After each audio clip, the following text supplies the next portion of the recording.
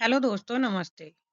आप सब कुशल और स्वस्थ मस्त होंगे। आपकी तैयारी अच्छी चल रही होगी, आशा है। आज हमारा घटना चक्र का है राम भक्ति काव्य से संबंधित टॉपिक। इससे पहले हम 3 भाग भक्ति काल के कर चुके हैं। कल मैंने अलंकार से संबंधित क्वेश्चन किए थे। घटना चक्र के ही अलंकार का पूरा टॉपिक कराया था, तो आप उसे भी देख लीजिए। चैनल को सब्सक्राइब कर लीजिए, लाइक करिए, शेयर करिए। क्वेश्चन नंबर यहाँ से आज टॉपिक है भक्ति राम भक्ति काव्य का पहला क्वेश्चन करते हैं। स्वामी अग्रदास किस काव्यधारा के कवि हैं? निर्गुण संत काव्यधारा, प्रेमाश्री काव्यधारा, राम भक्ति काव्यधारा या कृष्ण भक्ति काव्यधारा? इसमें जो राइट आंसर होगा ऑप्शन सी होगा, राम भक्ति काव्यधारा के। अग्रदास कौन सी काव्यधारा के? राम भक्ति के। निर्गुण संत कवि संत में है कबीर, कबीरदास जी। प्रेमाश्री में है सूफी काव्य में जायसी।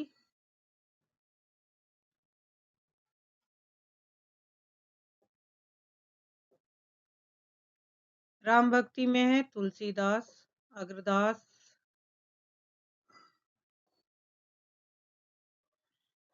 और कृष्ण भक्ति काव्यधारा से संबंधित है सूरदास। तो राइट आंसर हमारा ऑप्शन होगा सी। नेक्स्ट है व्याख्या है स्वामी अग्रदास राम भक्ति शाखा के प्रमुख कवि। इस शाखा के प्रमुख कवि में कौन कौन से कवि आते हैं? रामानंद, तुलसीदास, नावादास, प्राणचंद चौहान, केशवदास आदि हैं। स्वामी अग्रदास कृष्णदास प्रहरी के शिष्य थे। तो अग्रदास के गुरु कौन थे? कृष्णदास प्रहरी। इनकी रचनाएं हैं हितोपदेश, उफखानाम बावनी, ध्यान मंजरी, राम ध्यान मंजरी और कुंडलियां। इंपोर्टेंट है, ये रचना आपको याद रखनी है। राम भक्ति शाखा में रसिकोपासना का समावेश किसने किया था? तो राइट आंसर होगा अग्रदास ने, ऑप्शन बी। राम भक्ति शाखा में रसिकोपासना का समावेश स्वामी अग्रदास ने किया। उन्होंने पदावली तथा ध्यान मंजरी में सीताराम का सौंदर्य वर्णन कर, तो इसमें पदावली तथा ध्यान मंजरी में दोनों रचनाएं में सीताराम के सौंदर्य का वर्णन कर रसिक भावना की उपासना को स्थापित किया, जिसका अनुसरण उनके शिष्य नाभादास ने किया। अग्रदास ने रसिक राम भक्तों को पंच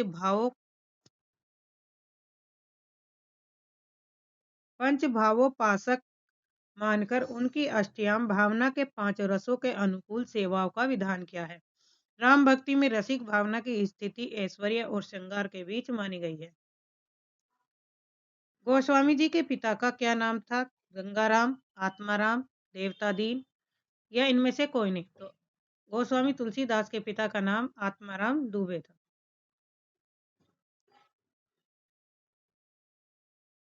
जनश्रुति के अनुसार गोस्वामी जी के पिता का नाम आत्माराम दुबे और माता का नाम हुलसी। बाबा नरहरिदास ने इनका पालन पोषण किया था। किसका? गोस्वामी तुलसीदास जी का। ज्ञान भक्ति की शिक्षा दीक्षा भी दी थी। गोस्वामी जी का विवाह दीन बंधु पाठक की कन्या रत्नावली से हुआ था। गोद लिए हुलसी फिरे तुलसी सो सुत होए, ये पंक्तियां इनमें से किस कवि की है? तो राइट आंसर है ऑप्शन डी, रहीम की है।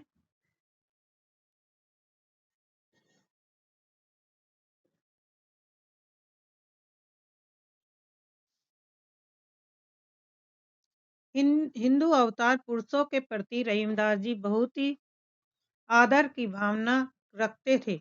इसीलिए तुलसीदास और रहीम जी के बीच परस्पर अवतारवाद पर भी चर्चा होती रहती थी। दोनों के बीच पत्र व्यवहार भी होता रहता था। एक समय एक ब्राह्मण अपनी कन्या के विवाह हेतु धन की याचना करने गोस्वामी जी तुलसीदास जी के पास आए।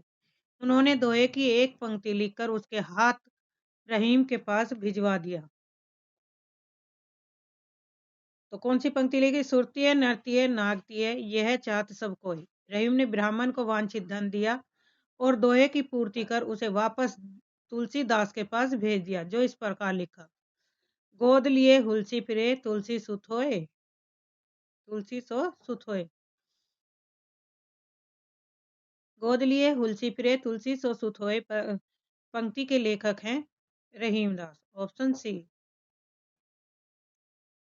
तुलसी की भक्ति का स्वरूप क्या है? ऑप्शन ए दास्य भाव की से तुलसीदास जी क्या अपनी भक्ति क्या करते थे? राम के सम्मुख विनम्र रहे। अवधि भाषा के सर्वाधिक लोकप्रिय महाकाव्य का नाम क्या है? तो राइट आंसर है रामचरितमानस। मधुमालती किसकी रचना है? मंजन की है। पद्मावत जायसी की है। मृगावती कुतुबुन की है।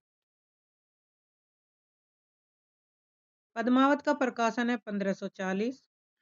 मंजन का है 1545।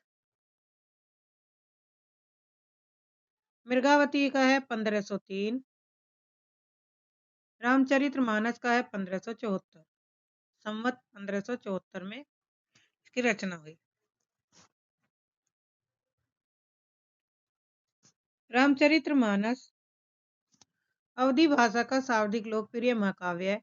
यह राम कथा पर आधारित है जिसकी रचना काशी, चित्रकूट और अयोध्या में हुई। इसकी रचना संवत 1631 विक्रम में 1574 ईस्वी में हुई तुलसीदास जी ने की थी। इसे पूर्ण रूप से लगभग 2 वर्ष 7 माह 26 दिन लगे थे।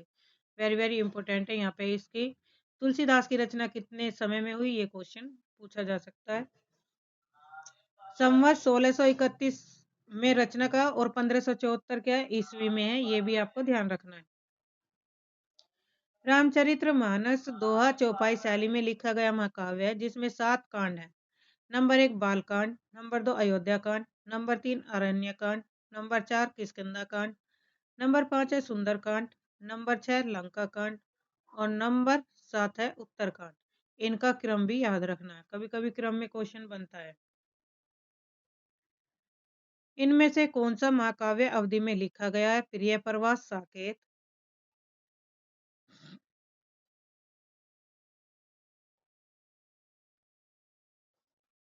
रामचरितमानस। तो राइट आंसर होगा रामचरितमानस। रामचरितमानस किस भाषा में लिखी गई रचना है? तो राइट आंसर है अवधी भाषा में। रामचरितमानस की भाषा अवधी है। क्वेश्चन रिपीट हो रहा है। राम कथा पर आधारित तुलसीदास के महाकाव्य का क्या नाम है? तो रामचरितमानस। Option B. गोस्वामी तुलसीदास ने रामचरितमानस की रचना किस संवत में की? देखो संवत में क्वेश्चन पूछा तो संवत 1631 में। Option A. रामचरितमानस में कुल कितने कांड हैं? 15, 10, 7 या 8? तो राइट आंसर है 7। रामचरितमानस में कुल कितने कांड है? राइट है ऑप्शन बी 7। कितने कांड पे क्वेश्चन रिपीट है? सुंदर कांड में प्रमुख पात्र है हनुमान जी, भरत का, कैकेयी का, लक्ष्मण का। तो राइट आंसर है हनुमान जी का। सुंदरकांड तुलसीदास द्वारा रचित रामचरितमानस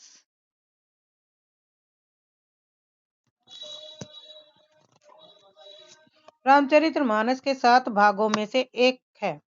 इस कांड में हनुमान जी के लंका गमन से लेकर आगमन तक के विविध रूपों का इसमें वर्णन किया गया है।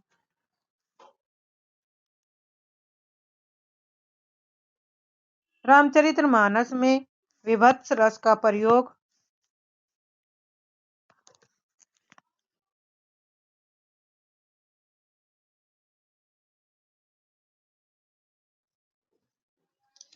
रामचरितमानस में रस का प्रयोग किन कांडों में मिलता है? तो राइट आंसर होगा ऑप्शन ए अरण्यकांड और लंका कांड में। रामचरितमानस के अरण्य कांड में करुण तथा विभत्स और लंका कांड में वीर और भयानक विभत्स रस का प्रयोग हुआ। वेरी वेरी इंपोर्टेंट है। अर्थ न धर्म न काम रुचि, गति न चाहूं निर्वाणी, जन्म जन्म रति राम पद, यह वरदानु न आन। रामचरितमानस में यह कांसा निम्नलिखित में से किसकी है? भरत की, सबरी की,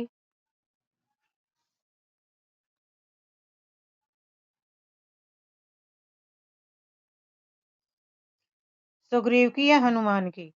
तो राइट आंसर होगा इसमें भरत। यह आकांक्षा किसकी है? भरत की। Option A.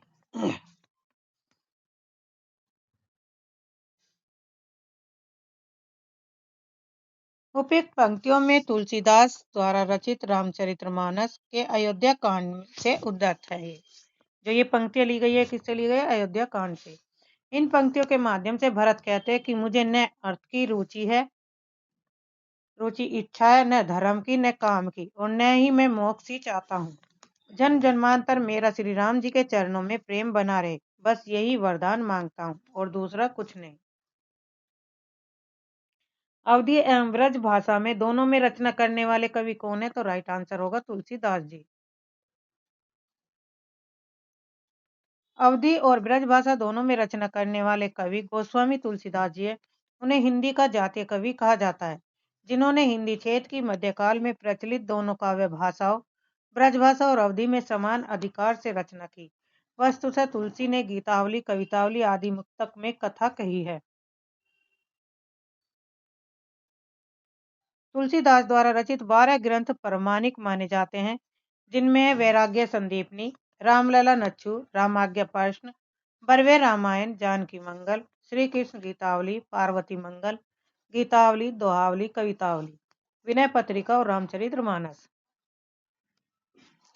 रामाज्ञा प्रश्न में 7 सर्ग है, ये भी याद रखना। प्रत्येक सर्ग में 7 कोष्टक है, प्रत्येक कोष्टक में 7 दोहे हैं। तुलसीदास ने रामाज्ञा प्रश्न की रचना मात्र 6 घंटे में की थी।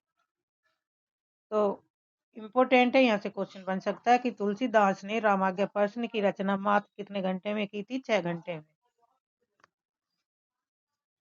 निम्नलिखित में से कौन सी रचना तुलसीदास की नहीं है? तो राइट आंसर होगा ऑप्शन ए रामचंद्रिका। निम्नलिखित में से कौन सी रचना तुलसीदास की नहीं है? तो राइट आंसर होगा ऑप्शन ए रामचंद्रिका। रामचंद्रिका किसकी रचना है? केशवदास की। कवितावली, वीणा पत्रिका और गीतावली तुलसीदास की रचना है। इनमें से कौन सी रचना तुलसीदास की नहीं है? रामचरितमानस, कवितावली, गीतावली, साकेत। साकेत किसकी है? मैथिली सन गुप्त की।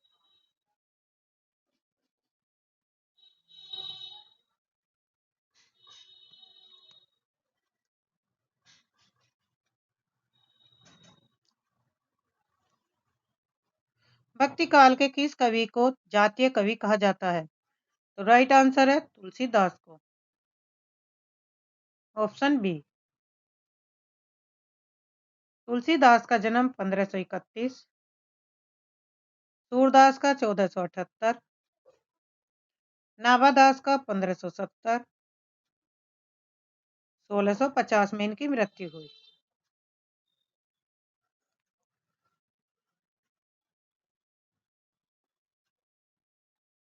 नेक्स्ट है वैराग्य संदीपनी किस कवि की रचना है? तुलसीदास की, सूरदास की, कबीरदास की या नंददास की? तो राइट आंसर होगा तुलसीदास की।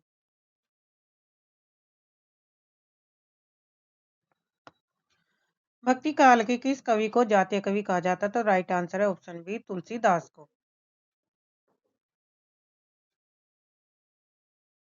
तुलसीदास का जन्म 1531 ईस्वी में। नंददास के जन्म के बारे में विद्वानों में काफी मतभेद है।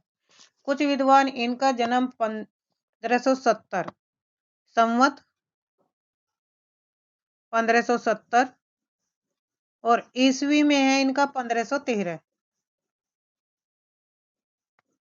ईस्वी में मानते हैं, और मृत्यु इनकी संवत 1640 सन में, अगर तो 1583 ईस्वी में 83 ईस्वी में माना जाता है। लेकिन कुछ विद्वान इनका जन्म संवत 1590 और मृत्यु 1639 के आसपास भी बताते हैं। तो इनके जन्म में काफी मतभेद है। सूरदास का 1478 है, नाभादास का 1540 1570 से 1650। नेक्स्ट क्वेश्चन है, वैराग्य संदीपनी किस कवि की रचना है? तो राइट आंसर है तुलसीदास। कबीर का जन्म 1398, मृत्यु 1518, 18 या 15। सूरदास का 1478, नंददास का 1513 ईस्वी में, और मृत्यु है इनकी 1583 ईस्वी। राइट आंसर है ऑप्शन ए, तुलसीदास की है वैराग्य संदीपनी। क्वेश्चन रिपीट हो रहा है, वैराग्य संदीपनी किसकी रचना है? तो तुलसीदास जी की। ज्ञानश्री शाखा के कवि निराकार की उपासना करते थे। कबीर संत कवि है। प्रभु जी तुम चंदन हम पानी, रैदास की पंक्ति है। संत तुलसीदास ज्ञानश्री शाखा के कवि थे। तो इसमें असत्य कथन बताना है। तुलसीदास किसके थे? ज्ञानश्री शाखा के नहीं, राम भक्ति शाखा के कवि थे। Option D. ज्ञानश्री शाखा के कवि निराकार की उपासना करते हैं। कबीर संत कवि। प्रभु तुम चंदन हम पानी, रैदास की पंक्ति। संत तुलसीदास रामश्री शाखा के कवि। भक्ति काल की रामश्री शाखा के निम्न में से कौन से कवि हैं? तो रामश्री शाखा में कौन से? राइट आंसर है ऑप्शन डी, तुलसीदास। सूरदास मीराबाई कृष्ण भक्ति शाखा के कवि हैं, और जायसी है प्रेमश्री शाखा के। प्रेमश्री शाखा के। निम्नलिखित में से विकल्पों में से राम भक्ति काव्य की जो विशेषता नहीं है उसे छांटिए। विष्णु के अवतार के रूप में राम का वर्णन सही है। लोक मंगल और समन्वय की भावना का प्रतिपादन गोस्वामी तुलसीदास जी ने किया था।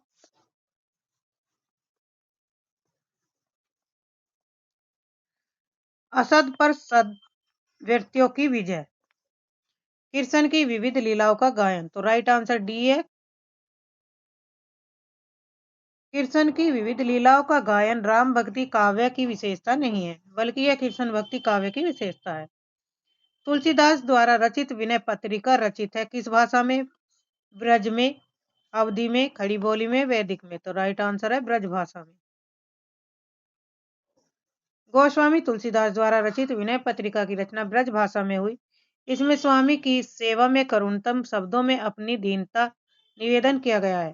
दीनता को निवेदन किया है। विनय पत्रिका का अर्थ है अर्जी प्रस्तुत करने की, जिसमें दरबारी शिष्टाचार का पूर्ण निर्वाह हुआ है।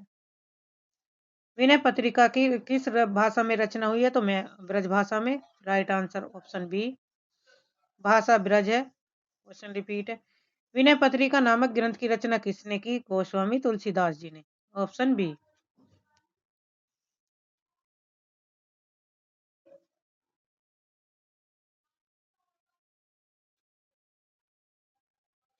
कृष्ण गीतावली के ग्रंथकार के रचनाकार हैं। Option B, Tulsidas ji.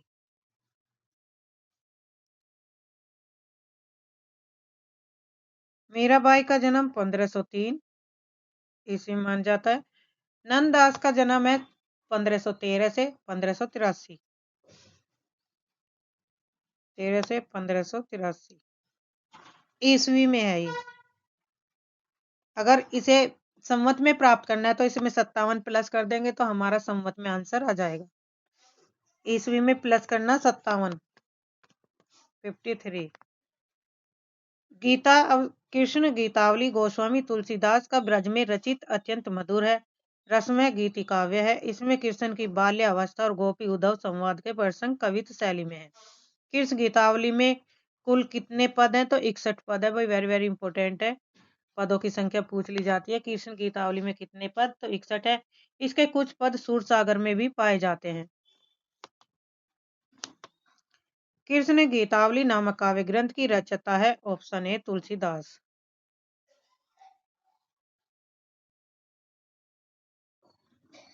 कृष्ण गीतावली के रचनाकार हैं तुलसी।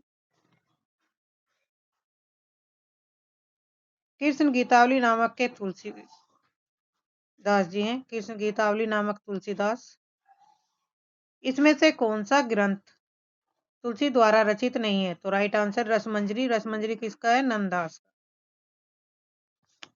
नंददास की रचना है।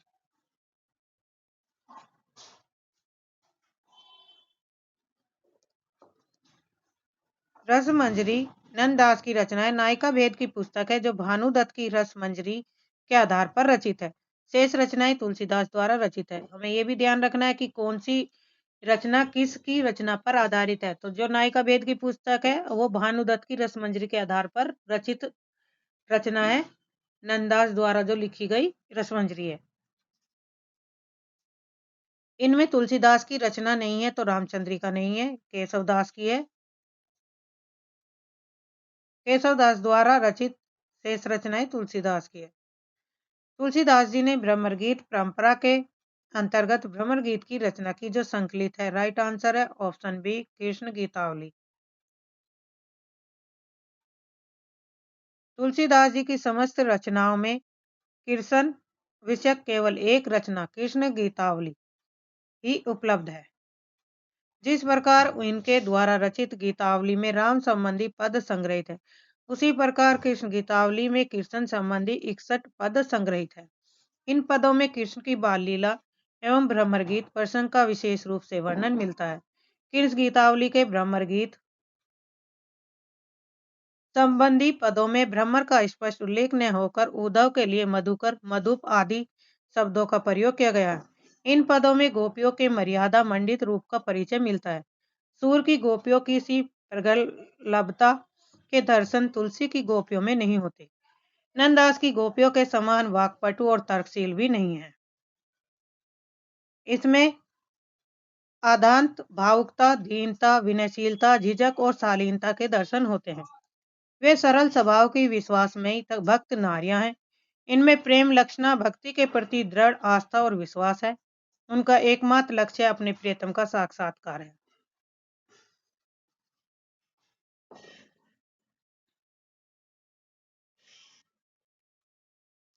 भक्ति काल के किस कवि ने संस्कृत को छोड़कर भी संस्कृत की शास्त्रीय परंपरा का निर्वहन किया? तो राइट आंसर है तुलसीदास का। तुलसीदास ने अवधि में लेखन के साथ संस्कृत की परंपरा को अक्षुण्ण रखा। तुलसीदास ने अपने काव्य में छंदों का समुचित निर्वाह किया।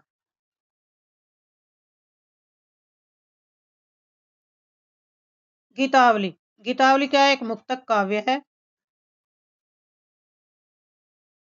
गीतावली गोस्वामी तुलसीदास द्वारा रचित मुक्तक काव्य। तुलसी जिस प्रकार ब्रजभाषा और अवधि दोनों भाषाओं पर समान अधिकार रखते हैं, उसी प्रकार प्रबंध और मुक्तक दोनों की रचना में भी कुशल हैं। गोस्वामी तुलसीदास ने गीतावली और कवितावली आदि में मुक्तक शैली में राम कथा कही है। तुलसीदास ने किस काव्य की रचना सूरदास के अनुकरण पर की थी? तो राइट आंसर है गीतावली। आचार्य रामचंद्र शुक्ल ने हिंदी साहित्य के इतिहास में लिखा है कि गीतावली की रचना गोस्वामी जी ने तो सूरदास के अनुकरण पर की। बाल लीला के कई पद जो के तो सूर सागर से मिलते हैं, केवल राम श्याम का अंतर है।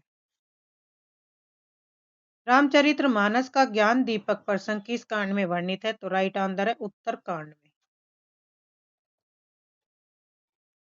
गोस्वामी तुलसीदास जी ने उत्तरकांड में श्री राम वशिष्ठ संवाद नारद जी का अयोध्या आकर रामचंद्र जी की स्तुति करना, शिव पार्वती संवाद, गरुड़ मोह तथा गरुड़ जी का काकभूषणी जी से राम कथा एवं राम महिमा सुनना, काकभूषणी जी के पूर्व जन्म की कथा, ज्ञान भक्ति निरूपण, ज्ञान दीपक और भक्ति की महान महिमा, गरुड़ के 7 पर्श और काकभूषणी जी के उत्तर आदि विषयों का विस्तृत वर्णन किया गया है। किसमें किया गया? उत्तरकांड में। रामचरित्र मानस किस संवाद का संबंध नहीं है? शिव पार्वती संवाद, याज्ञवल्क्य भारद्वाज संवाद, राम सीता संवाद या काकभूषणी गरुड़ संवाद। तो इसमें जो रामचरित मानस का संबंध विकल्प में सभी संवादों में किए गए, यहाँ पे जो उपयुक्त सभी हैं।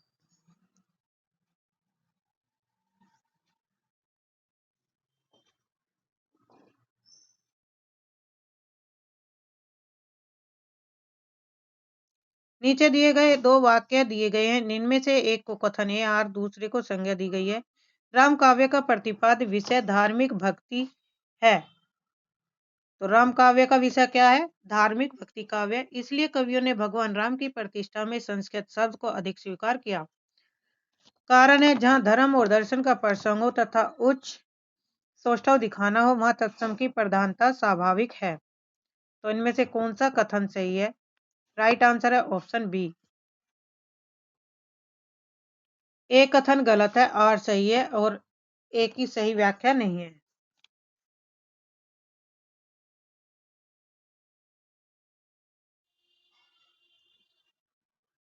राम काव्य प्रतिपाद विषय धार्मिक और भक्ति प्रधान है, इसलिए कवियों ने राम की प्रतिष्ठा में संस्कृत शब्दावली को अधिक स्वीकार किया। यह कथन सही नहीं है। जहाँ धर्म और दर्शन का प्रसार हो वहाँ उच्च काव्य सौष्ठव दिखाना हो वहाँ तत्सम की प्रधानता स्वाभाविक है। निर्गुण रूप सुलभ अति सुनन जान नहीं कोई, सुगम अगम नाना चरित मुनि मुनि मन भ्रम होय। क्योंकि सगुण आकार की उपासना और अनुभव के दायरे में सहज है, जबकि निर्गुण निराकार की उपासना अनुभूति कठिन है। तो इनमें से कौन सा कथन सही है? तो राइट आंसर है ऑप्शन बी। ए सही आर गलत। ए सही आर गलत।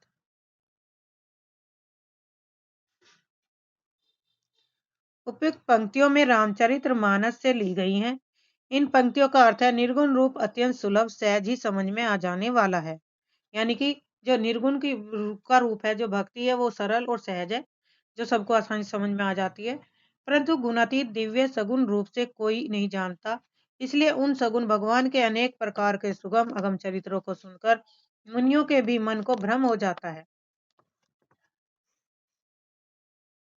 कृष्ण भक्ति काव्य सूरदास के विषय में कौन सा गलत कथन है? सूरदास को सभी विद्वान जन्माद मानते हैं। सूरदास श्रीनाथ मंदिर वृंदावन में कीर्तन करते हैं। सूरदास वल्लभाचार्य के शिष्य है। प्रभु हो सब पति तन को राजा, पर निंदा मुख पूरी रहो जग यह निशान नित बाजा। तो राइट आंसर है इसमें ऑप्शन ए ही गलत है। सूरदास जी जो सभी विद्वान उन्हें जन्मान नहीं मानते। Option A. भाव प्रकाश हरिराय द्वारा रचित निज वार्ता गोकुलनाथ कृत के आधार पर सूरदास अंधे माने गए, किंतु राधा कृष्ण के रूप सौंदर्य का सजीव चित्रण, नाना रंगों का वर्णन, सूक्ष्म पर्यवेक्षणशीलता आदि गुणों के कारण अधिकतर विद्वान सूरदास को जन्माद स्वीकार नहीं करते। श्याम सुंदर दास ने तो लिखा है सूर वास्तव में जन्माद नहीं थे, क्योंकि श्रृंगार तथा रंग रूपादि का जो वर्णन इन्होंने किया है वैसा कोई जन्माद नहीं कर सकता। तो ये कथन किसका है? श्याम सुंदर दास का। इंपोर्टेंट है। फिर हजारी प्रसाद द्विवेदी जी लिखते हैं कि सूर सागर के कुछ पदों में यह ध्वनि अवश्य निकलती है कि सूरदास अपने को जन्म का अंधा और कर्म का अभागी कहते हैं, पर सब समय उनके अक्षरार्थ को भी प्रधान नहीं मानना चाहिए, अन्यथा यह कथन सही है। सूरदास किस काल के कवि है? तो राइट आंसर है भक्ति काल के कवि है। Option B. भक्ति काल के कृष्ण भक्ति काव्य धारा के अंतर्गत आने वाले प्रमुख कवि है भाई, राम भक्ति काव्य के प्रमुख कवि और कृष्ण भक्ति काव्य धारा के प्रमुख कवि, ये सब आपको याद रखना है। तो कृष्ण भक्ति काव्य से संबंधित है सूरदास, नंददास, कृष्णदास, परमानंद दास, कुंभन दास, चतुरदास, चतुर्भुजदास, मीराबाई, रसखान, दूरदास, चैतन्य महाप्रभु।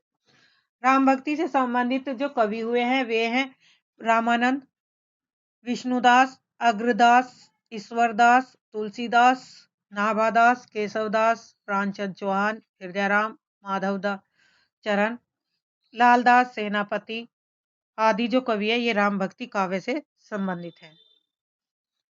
सूरदास कौन सी धारा के प्रतिनिधि कवि हैं? तो राइट आंसर है कृष्ण काव्य धारा के प्रतिनिधि।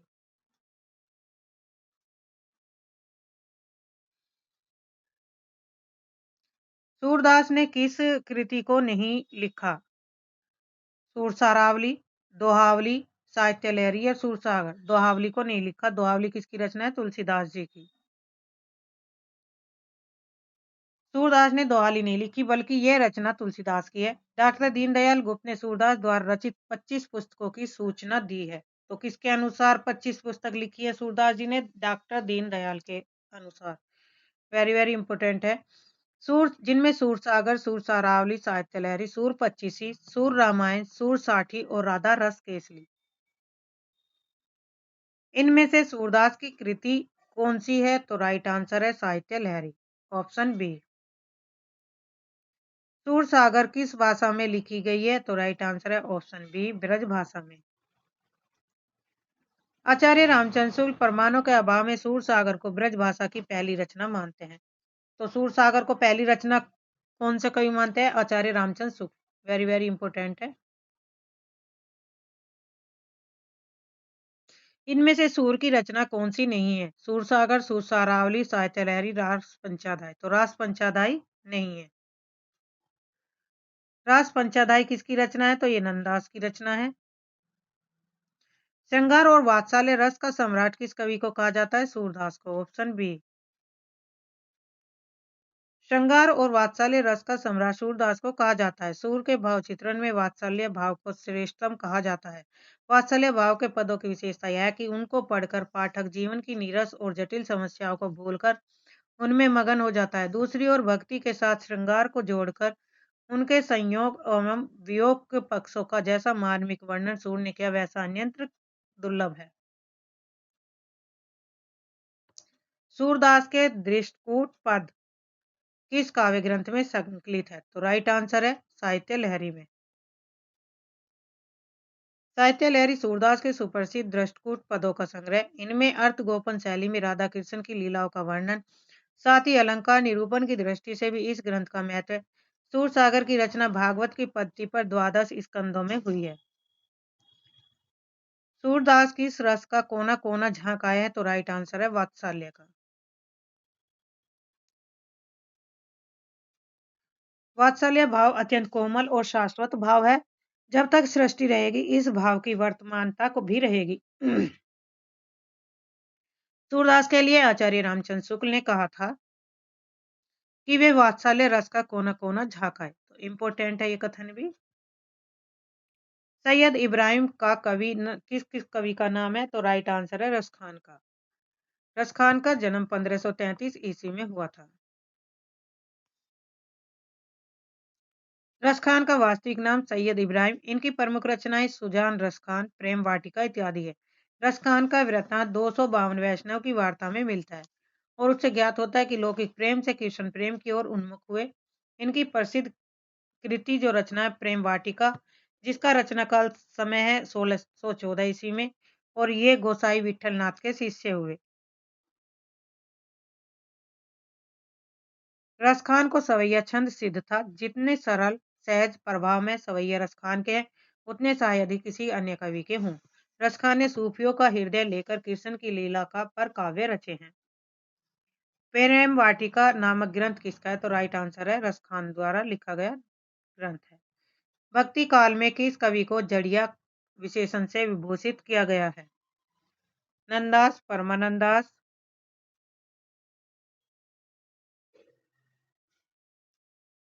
सूरदास या चतुर्भुजदास। तो जड़िया किसे कहा गया है? नंददास को। राइट आंसर है ऑप्शन ए, नंददास को जड़िया से विभूषित किया गया है।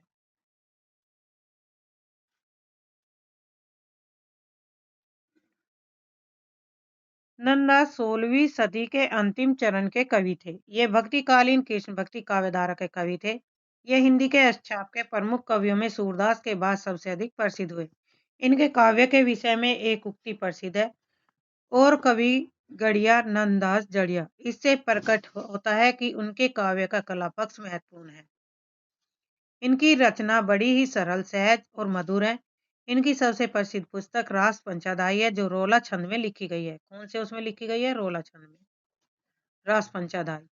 नंददास की अन्य प्रमुख कृतियां हैं दशम स्कंद, रुक्मणी मंगल, सिद्धांत पंचाध्यायी, रूप मंजरी, मान मंजरी, रस मंजरी, विरह मंजरी, दान लीला, मान लीला, सुदामा चरित, भंवर गीत आदि रचनाएं हैं।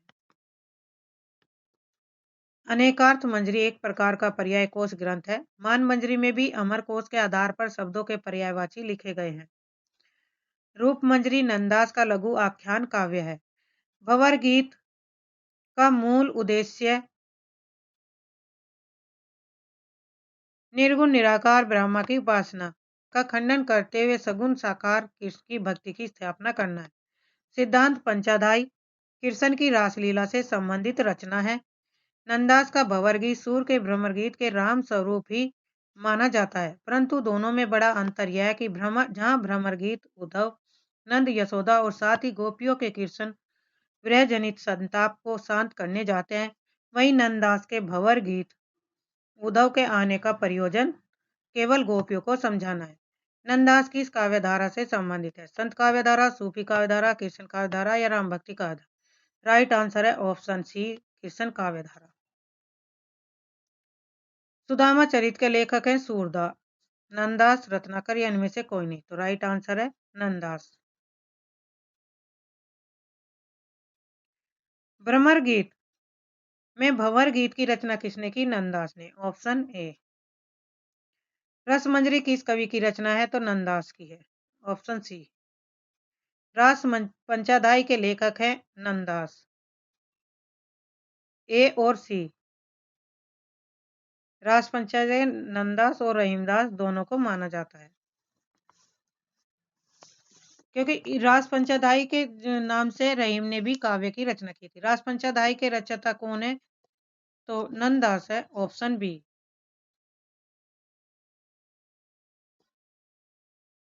नंददास का पर्याय कोश ग्रंथ है अनेकार्थ मंजरी।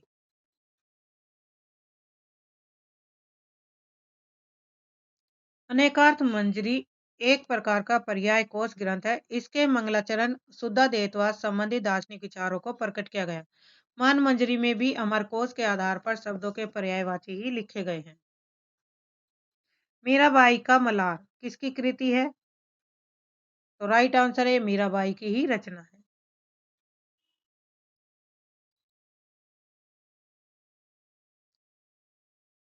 मीराबाई का मलार मीराबाई की कृति है। भक्तिकालीन साहित्य में मीराबाई ने कुल 4 ग्रंथों की रचना की थी। नरसिंह जी का मायरा, गीत गोविंद टीका, राग गोविंद, राग सोठा आदि। इनके अतिरिक्त उनके गीतों का संकलन है मीराबाई की पदावली नामक ग्रंथ में किया गया है, जिसमें प्रमुख खंड है नरसिंह जी का मायरा, मीराबाई का मलार या मलार राग, गरबा, गीता या मीरा की गरबी, रुक्मणी मंगल, नरसिंह मेहता की हुंडी चरित्र आदि। मीराबाई रविदास यानी कि रैदास की शिष्या थी। मीराबाई ने चित्तौड़गढ़ में रविदास छतरी का निर्माण कराया था। मीराबाई के गुरु कौन थे? तो रैदास थे। Option B. मीराबाई की रचना नहीं है, तो राइट आंसर है ऑप्शन ए प्रेम वाटिका। मीराबाई की रचना नहीं है।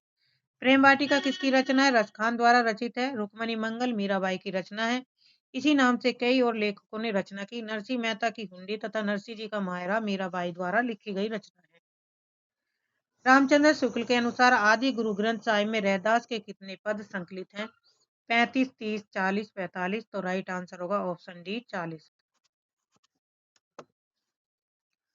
आचार्य रामचंद्र शुक्ल के अनुसार आदि गुरु ग्रंथ साहिब में रैदास के 40 पद संग्रहित है। रैदास प्रसिद्ध कृष्ण भक्त कवित्री मीराबाई के गुरु माने जाते हैं। रैदास जाति के चमार थे, जिनका जन्म काशी में 1388 ईस्वी में हुआ। आकाश धर्म गुरु कहे जाने वाले रामानंद रैदास के भी गुरु थे। इनमें से पुष्टि मार्ग कवि कौन है? तो राइट आंसर है सूरदास।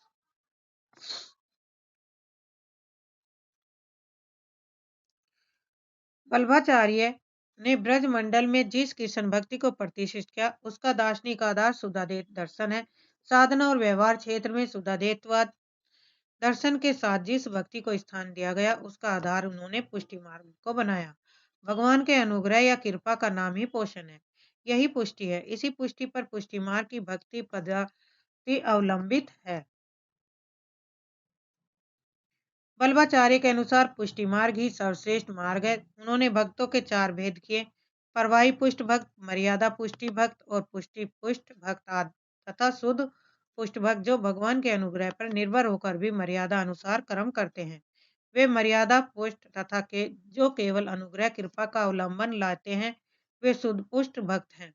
वल्लभाचार्य ने जिस पुष्टि मार्ग भक्ति संप्रदाय की स्थापना की थी, उसका जिन हिंदी भक्त कवियों द्वारा पलवन किया गया, उन्हें अष्टछाप के कवि कहा जाता है। इन अष्टछाप कवियों में सूरदास भी शामिल थे, अतः वे पुष्टि मार्ग के कवि हैं। महत्वपूर्ण तथ्य, बल्लभाचार्य द्वारा रचित ग्रंथ का नाम अनुभाष्य है। इनके अन्य ग्रंथ भागवत की सुबोधनी टीका, भागवत तत्वदीप निबंध, पूर्व मीमांसा भाष्य, गायत्री भाष्य, विद्न मंडल, पत्रावलंबन, पुरुषोत्तम सहस्रनाम आदि है। इनके ग्रंथ इंपोर्टेंट है, आजकल परीक्षा में पूछे जा रहे हैं। भागवत पुराण के अनुसार भगवान का अनुग्रह ही पोषणीय पुष्टि है। आचार्य वल्लभ ने इसी भाव के आधार पर अपना पुष्टि मार्ग चलाया। इसका मूल सूत्र उपनिषदों में पाया जाता है। कठोपनिषद में कहा गया कि परमात्मा जिस पर अनुग्रह करता है उसी को अपना साक्षात्कार कराता है। पुष्टि मार्ग का प्रवर्तन किसने किया था? तो राइट आंसर है ऑप्शन बी, वल्लभाचार्य ने। पुष्टि मार्ग के प्रवर्तन वल्लभाचार्य ने किया।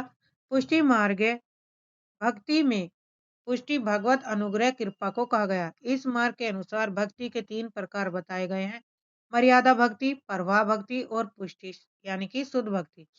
सूरदास वल्लभाचार्य के शिष्य थे। ये अष्टछाप के प्रमुख कवियों में से एक थे। वल्लभाचार्य का पुष्टि मार्ग शुद्धाद्वैतवाद दर्शन पर आधारित है। वल्लभाचार्य के गुरु विष्णु स्वामी थे। वल्लभाचार्य की प्रमुख रचनाएं हैं पूर्व मीमांसा भाष्य, ब्रह्म सूत्र भाष्य, अनुभाष्य, श्रीमद् भागवत की टीका तथा दीप निबंध है। वेरी वेरी इंपोर्टेंट है। वल्लभाचार्य ने जिस कृष्ण भक्ति को प्रतिष्ठित किया उसका दार्शनिक आधार क्या है? तो उनका दार्शनिक आधार है ऑप्शन सी, शुद्धाद्वैत दर्शन।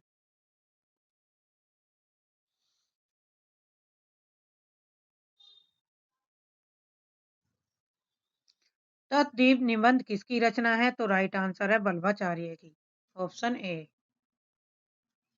निम्नलिखित में से किसने पुष्टि मार्ग की स्थापना की? तो राइट आंसर है वल्लभाचार्य। वल्लभाचार्य द्वारा रचित ग्रंथ का नाम बताइए। सिद्धांत महाभाष्य, अनुभाष्य, अध्यात्म। राइट आंसर है डी, अनुभाष्य। कृष्ण काव्यधारा के प्रवर्तक हैं वल्लभाचार्य, ऑप्शन बी। इनमें से कृष्ण भक्त कवि कौन सा नहीं है? तो कौन सा नहीं? सूरदास भी है, रसखान भी है, कृष्णदास है, तुलसीदास जी नहीं है। ये किसके हैं? राम भक्ति शाखा के कवि हैं। कई चिंतन कई कलाधाराओं का योगदान मिलता है इसमें? कृष्ण भक्ति काव्यधारा में, ऑप्शन ए। कई चिंतन एवं कला धाराओं का योगदान कृष्ण भक्ति धारा में मिलता है। वल्लभ संप्रदाय से वल्लभाचार्य से संबंधित, निम्बार्क संप्रदाय निम्बार्काचार्य से, राधा वल्लभ संप्रदाय हित हरिवंश से, हरिदासी संप्रदाय स्वामी हरिदास, इसे सखी संप्रदाय के नाम से भी जाना जाता है। किसे? हरिदासी संप्रदाय को। गौड़ीय संप्रदाय चैतन्य महाप्रभु चैतन्य संप्रदाय से संबंधित है। तो जितने भी संप्रदाय वे सब आपको याद रखने इंपोर्टेंट है।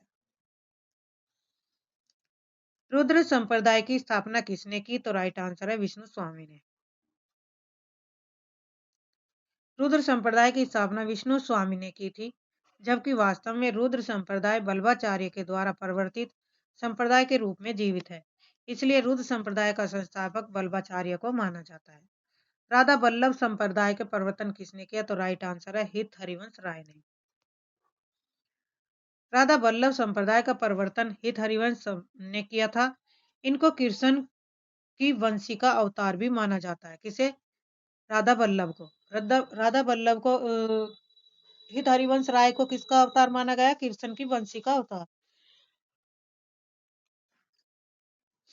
ये राधा को स्वतंत्र अधिशास्त्री देवी मानते थे, जबकि वल्लभाचार्य रुद्र संप्रदाय और माधवाचार्य द्वैतवाद अथक ब्रह्म संप्रदाय के प्रवर्तक हुए।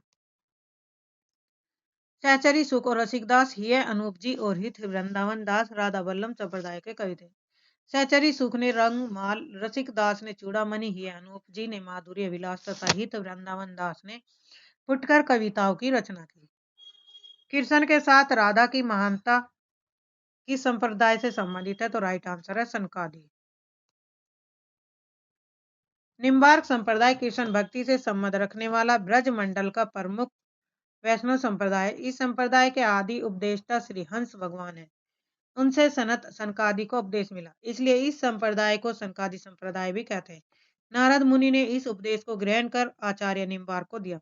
इस संप्रदाय में ईश्वर को सगुण अवतारी कृष्ण के रूप में स्वीकार किया जाता है। कृष्ण भक्ति में राधा कृष्ण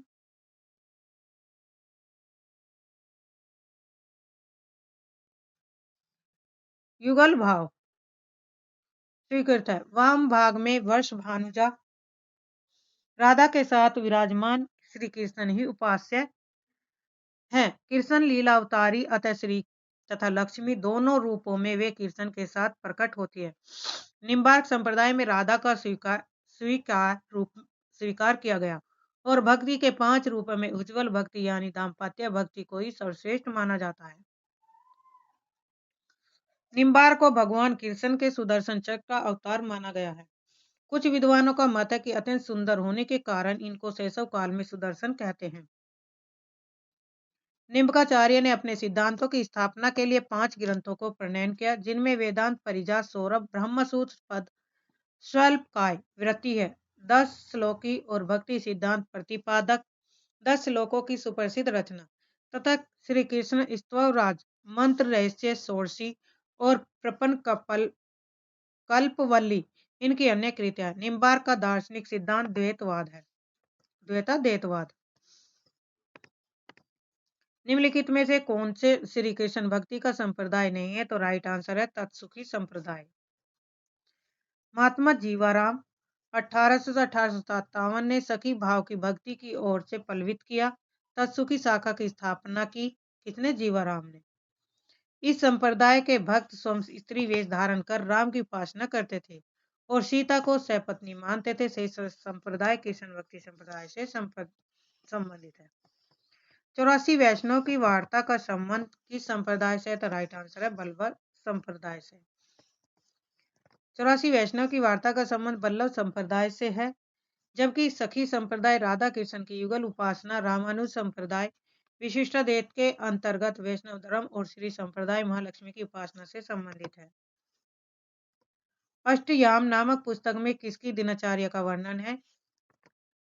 तो किसकी दिनचर्या का वर्णन है इसमें?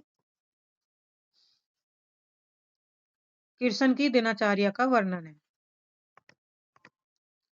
राइट आंसर है ऑप्शन ए कृष्ण।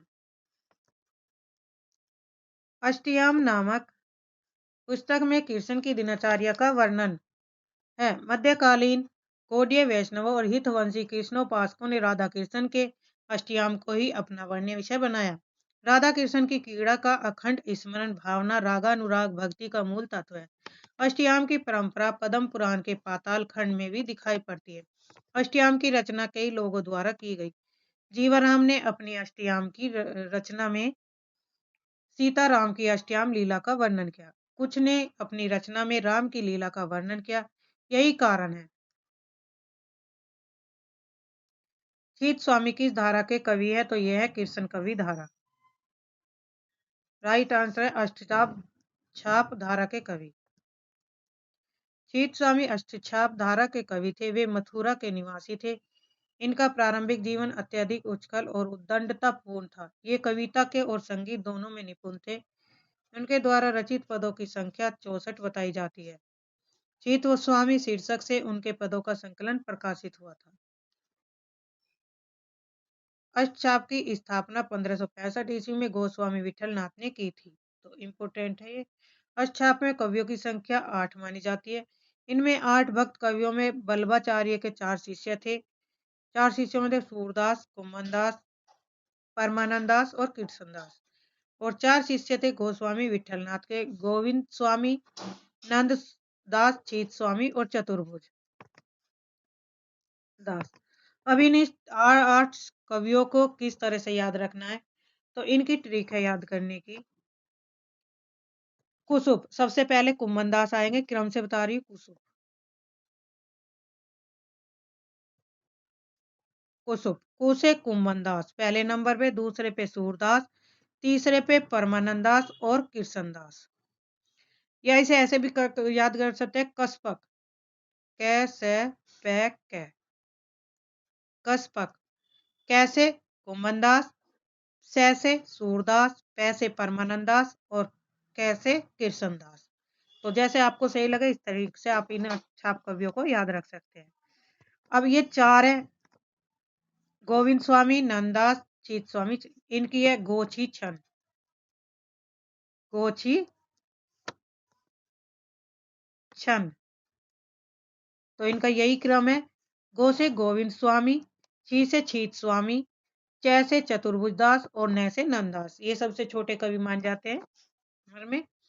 ये 8 भक्त श्री नाथ जी की नित्य लीला में अतरंग सखाओं के रूप में सदैव उनके साथ साथ रहते थे। इसी मान्यता के आधार पर इन्हें अष्टसखा कहते हैं। बल्लम संप्रदाय में सेवा विधि का बहुत ही सांगोपांग वर्णन और अष्टयाम की सेवा है। मंगलाचरण, श्रृंगार, गवाल, राजयोग, उत्थापन, भोग, सांध्या आरती और शयन को इस संप्रदाय में बड़े समारोह से स्वीकार किया गया है। अष्टछाप की स्थापना 1565 में किसने की? तो राइट आंसर है ऑप्शन बी, विठल नाथ ने।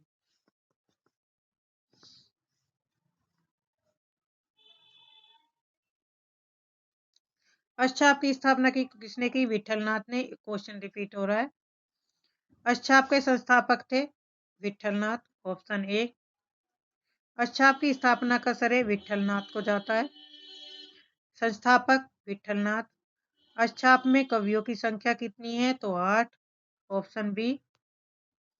अष्टछाप में कौन सम्मिलित नहीं है? तो राइट आंसर है केशवदास नहीं है, बाकी तीनों हैं। इनमें से कौन अष्टछाप का कवि नहीं है? तो राइट आंसर है ऑप्शन सी, हरिव्यास व्यास। सूरदास किसके शिष्य थे? तो ये थे बल्लभाचार्य के, ऑप्शन ए। सूरदास किसके शिष्य थे? बल्लभाचार्य के। नीचे दिए गए नामों में से कवि बल्लभाचार्य के शिष्य नहीं थे। तो ऑप्शन ए चतुर्भुज दास बल्लभाचार्य के शिष्य नहीं थे, बल्कि किसके थे? विठलनाथ के, ऑप्शन ए। विठलनाथ का शिष्य थे चतुर्भुज दास।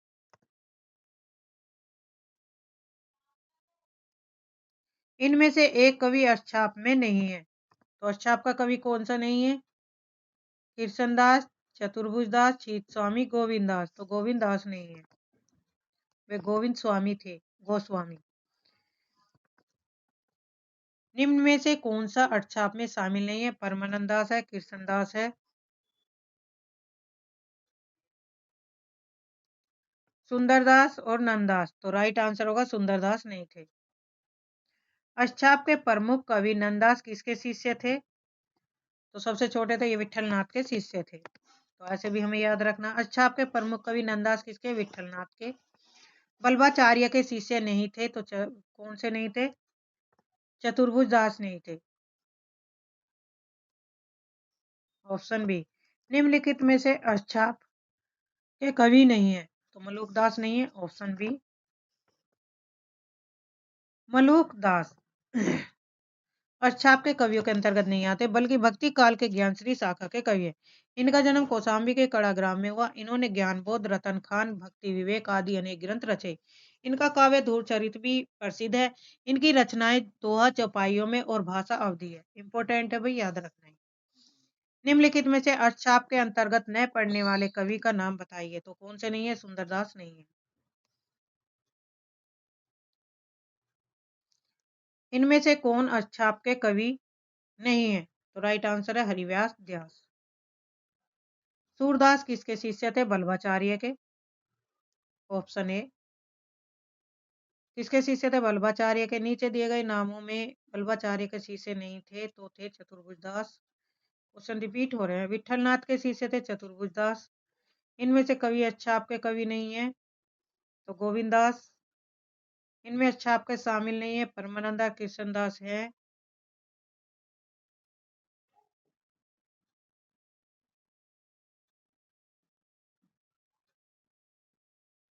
सुंदरदास नहीं है। अष्टछाप के कवि नंददास किसके शिष्य थे? तो विठलनाथ के थे। ये हो चुके। अष्टछाप नंददास किसके शिष्य थे? विठलनाथ के। बल्लभाचार्य के शिष्य नहीं थे, तो चतुर्भुज दास नहीं थे। निम्नलिखित अष्टछाप कवि में कौन नहीं है? मलूक दास नहीं है। अच्छा, हो गए। अष्टछाप के अंतर्गत न पढ़ने वाले सुंदरदास, 53। सुंदरदास अछाप के कवि नहीं, सूर तुलसी कबीर की तरह ही संत कवि सुंदरदास भक्ति काल के प्रमुख पथ प्रदर्शक के रूप में उभरे। सत सुंदरदास ने 48 आध्यात्मिक अनुभूति ग्रंथों की रचना की। तो सुंदरदास ने कितने आध्यात्मिक अनुभूति ग्रंथों की रचना की? 48। संत सुंदरदास ने काशी जाकर संस्कृत, हिंदी, पुराण और वेदांत का गहन अध्ययन कर ज्ञान अर्जित किया। भक्ति काल के संत कवियों के मुकाबले संत सुंदरदास सर्वाधिक ज्ञानी, शिक्षित और भाषा साहित्य के प्रकांड पंडित थे। संत सुंदरदास द्वारा रचित ग्रंथों में ज्ञान समुद्र और सुंदर विलास लोकप्रिय ग्रंथ थे। ज्ञान समुद्र सुंदरदास का सर्वोत्कृष्ट निबंध ग्रंथ है। निम्नलिखित में से कौन सा कवि अच्छा आपका कवि नहीं है? तो राइट आंसर है हरिव्यास। जो देव हैं वे नहीं है। हरिव्यास देव अष्टाप के कवि नहीं बल्कि निम्बकाचार्य के संप्रदाय के कवि हैं। नाभादास द्वारा दी गई सूचना अनुसार श्री भट्ट के सुयोग्य शिष्य हरिव्यास हैं। तो हरिव्यास किसके? श्री भट्ट के सुयोग्य शिष्य हैं हरिव्यास। हरिव्यास देव का निम्बार्क संप्रदाय में वही स्थान है जो बल्लभी संप्रदाय में सूरदास का। हरिव्यास देव ने निम्बार्क संप्रदाय का संगठन नए सिरे से किया था। अपने संप्रदाय में उन्होंने रसिक संप्रदाय का प्रवर्तन किया। इस शाखा को हरिव्यासी भी कहा जाता है। वे मधुर भाव के उपासक थे। कविता में वे अपना नाम हरिप्रिया रखते थे। हरिव्यास देव ने कई शाक्तों को वैष्णव बनाया और उनमें भक्ति का संचार किया। इनमें से अष्टाप कवि कौन से नहीं है? तो राइट आंसर है ऑप्शन बी, स्वामी हरिदास नहीं है। स्वामी हरिदास अष्टाप के नहीं, इन्हीं के नाम से हरिदासी संप्रदाय का नामकरण हुआ और इनका अन्य नाम सखी भाव प्रधान संप्रदाय होने के कारण इस संप्रदाय को सभी सखी संप्रदाय भी कहा गया। प्रभु दयाल मित्तल के अनुसार इनका समय 16वीं से 17वीं सदी है और स्वामी हरिदास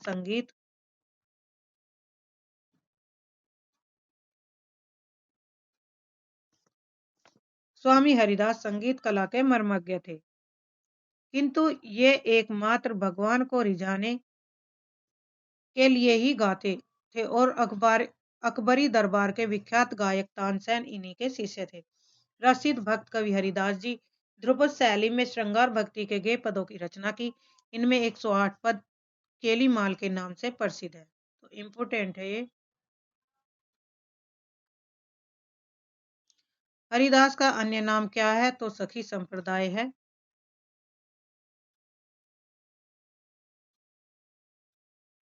ऑप्शन सी।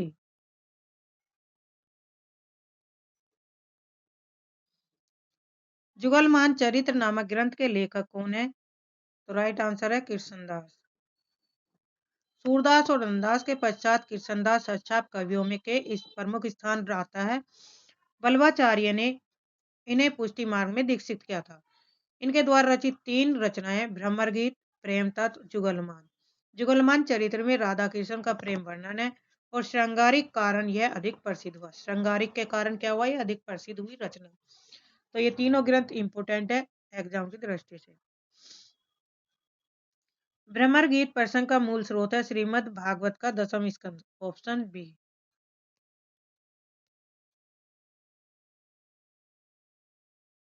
भ्रमर गीत प्रसंग सूरसागर का एक भाग है जिसका मूल स्रोत श्रीमद् भागवत के 10वां स्कंद 46 और 47वें अध्याय में है। सूरदास का जन्म 1478 ईस्वी में, मृत्यु 1583 ईस्वी में हुई। ये बल्लभाचार्य के शिष्य थे। सूर काव्य का मुख्य विषय कृष्ण भक्ति है। सूर के भाव चित्रण में वात्सल्य को श्रेष्ठ माना गया है। सूर की भक्ति पद्धति पुष्टि मार्ग के भक्ति है। भगवत में गोपी उद्धव से मिलने पर कृष्ण की स्वार्थ मैत्री पर आक्षेप करती हैं और शीघ्र ही भ्रमर का प्रवेश हो जाता है। भंवर गीत में कुशल प्रश्न के पश्चात निर्गुण सगुण पर विवाद हो जाता है और तो 22 छंदों तक चलता है। भ्रमर गीत का उपजीव्य ग्रंथ कौन सा है? तो राइट आंसर है ऑप्शन ए, श्रीमद् भागवत पुराण।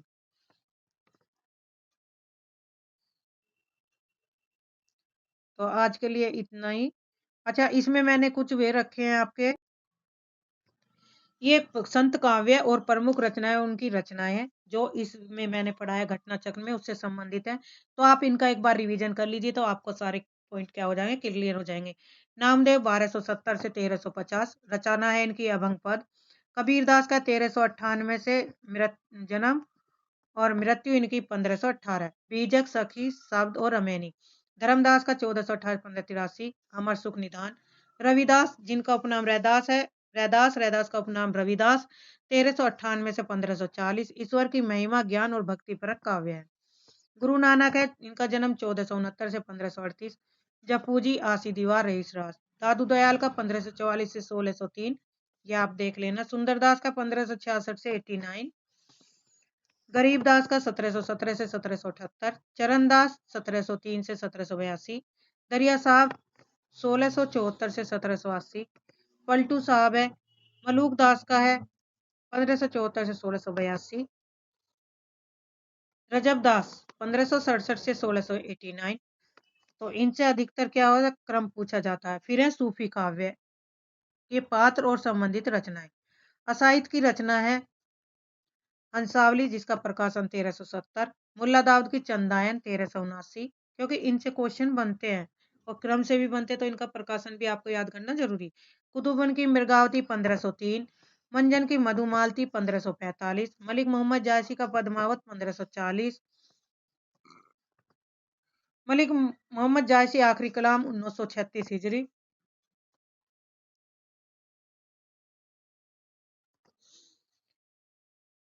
उस्मान की चित्रावली है 1613, कासिम शाह की हंस जवाहिर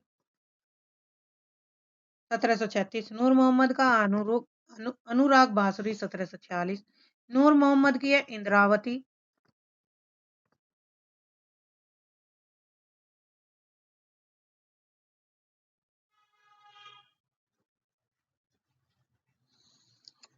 इंद्रावती 1740, शेख नबी का ज्ञानदीप 1619, शेख यूसुफ जुलेखा 1790, नसीर प्रेम दर्पण 1847, आलम का है माधवा नल काम कंदला 1584, नंददास की है रूप मंजरी 1568, ईश्वरदास की सत्यवती कथा 1501, नारायण दास की चिताई वार्ता 1590।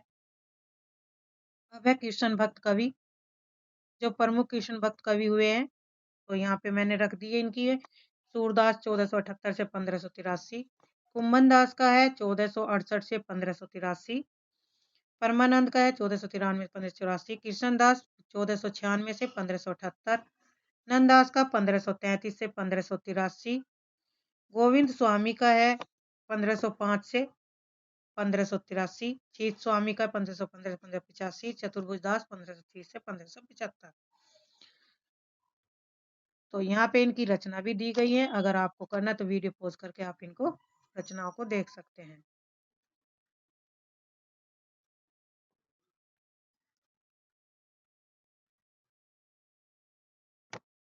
श्री भट्ट युगल शतक के 100 पद, हरिव्यास देव की महावाणी, परशुराम देव का परशुराम सागर, हित हरिवंश की 1502 में हित 84 इंपोर्टेंट है, हरिव्यास का 1492 से व्यासवाणी, चतुर्भुज दास का द्वादश वर्ष, दूरदास का 1573 से 1643। इनके ये ग्रंथ दिए गए हैं, 42 ग्रंथ है, समय इनका ये है, तो ये आप ध्यान रख लेना। स्वामी हरिदास का है 1478 से 1583, बिहारी दास का, राम राय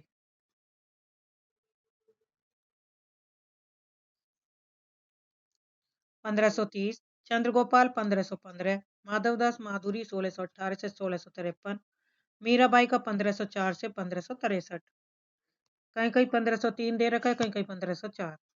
रस खान का है 1533 से 1618, इनकी रचना है। राम भक्ति काव्य से संबंधित कवि है यहाँ पे, जो राम भक्ति काव्य पढ़े आज हमने। तो रामानंद का है 1400 से 1470, राम रक्षा स्रोत अज्ञात है। विष्णुदास का है रामायण कथा 1442, अग्रदास 16वीं सदी के, ईश्वरदास 1480 से 1550, तुलसीदास का 1532 से 1623। ये थोड़ी सी ब्लर आ रही है, तो मैं इन्हें बोल रही हूँ, तो आप लिख लेना अगर आप लिखना है। यहाँ पे इनकी रचना दी गई है।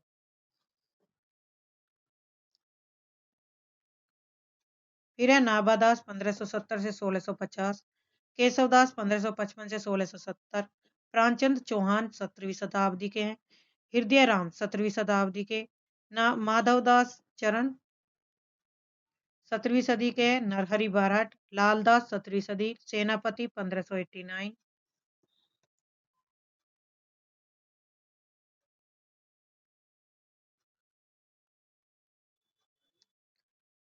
कपूर चंद तिरखा 17वीं सदी के हैं।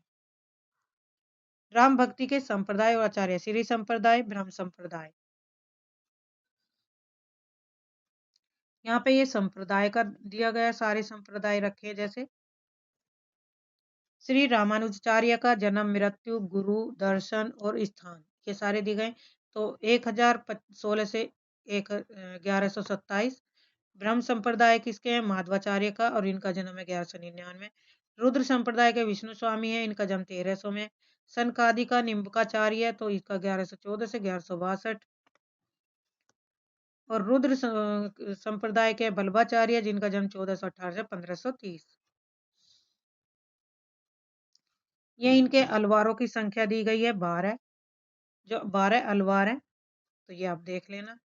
मोयंगे अलवार, भूत तालवार, पयालवार, नमनवालवार, नामलवार, मधुर कवि आलवार, कुलशेख आलवार, पैरो आलवार, आंडाल आलवार, तोंडर, डिपो, तिरुपान आलवार। एक तरफ संस्कृत में, एक तरफ उसमें, ये इनकी रचना है। फिर आचार्य रामचंद्र शुक्ल ने के द्वारा 12 शिष्य है किसके? रामानंद के।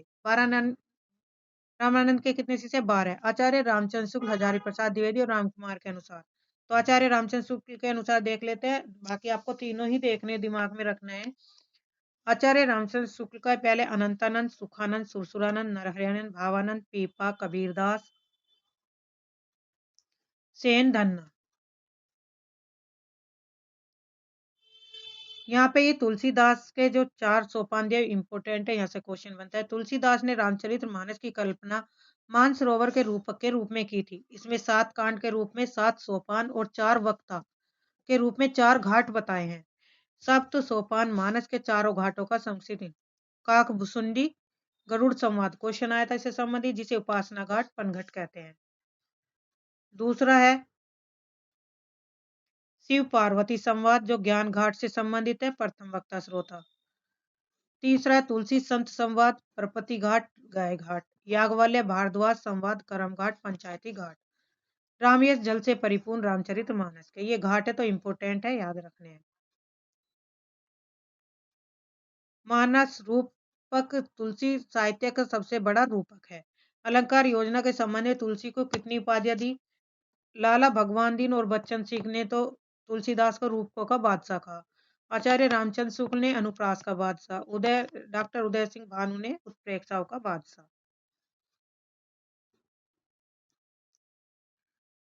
कृष्ण काव्य परंपरा के प्रमुख है, जो अष्टछाप कवि है। तो यहाँ पे इनका पूरा वो दिया गया, कृष्ण परंपरा से संबंधित जो संप्रदाय है, संप्रदायों का जन्म, गुरु और ये सारे। निम्बार्काचार्य का 1114 से 1162, जन्म स्थान निम्बापुर। वल्लभाचार्य का 1468 से 1530। स्वामी हरिदास का 1468 से 1578। स्वामी हरिदास चैतन्य महाप्रभु 1486 से 1533। हित हरिवंश का 1502 से 1552। भाई ये सब इंपोर्टेंट है, जो मैंने आपको यहाँ कंटेंट रख दिया है इनका सबका। अष्टछाप कवि है, अष्टछाप कवि तो मैं उसमें भी आपको करा चुकी। कुंभनदास, सूरदास, देखो यहाँ पे क्रम से इनका जन्म और ये दिया गया है, तो इनकी ट्रिक याद कर लिए। कस्बा, ठीक है, कहाँ इनका जन्म हुआ वो भी है यहाँ पे। इनके कौन गुरु हैं, ये भी, जन्म स्थान, मृत्यु, तो इम्पोर्टेंट है, तो आप देख लेना। जो 4 विठल नाथ के हैं उनकी है गोची चंद, गोची चंद, तो बिल्कुल क्रम से है, तो इस तरह से आप इन्हें याद रख सकते हैं। तो आज के लिए धन्यवाद। चैनल को सब्सक्राइब करिए, लाइक करिए और शेयर करिए। आज के लिए इतना ही, धन्यवाद।